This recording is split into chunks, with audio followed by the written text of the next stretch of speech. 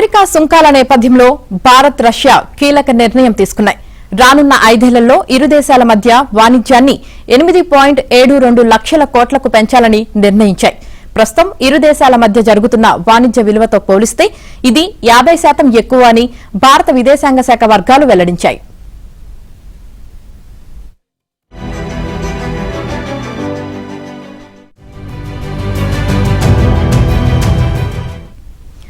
ప్రస్తుతం భారత్ కు రష్యా 4వ అతిపెద్ద వాణిజ్య భాగస్వామిగా ఉంది.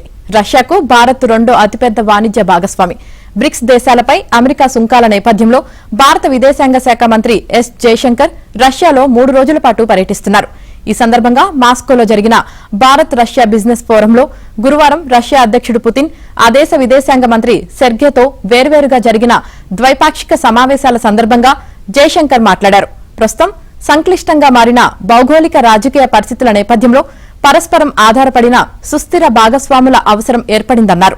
అమెరికాను ట్రంప్ సుంకాలను నేరుగా ప్రస్తావించకుండా ఈ పరిస్థితులను అధిగమించేందుకు బ్రిక్స్ దేశాల నాయకులు నిత్యం చర్చలు జరపాలి, మన మధ్య సుంకాల భారం తగ్గాలని అభిప్రాయపడ్డారు.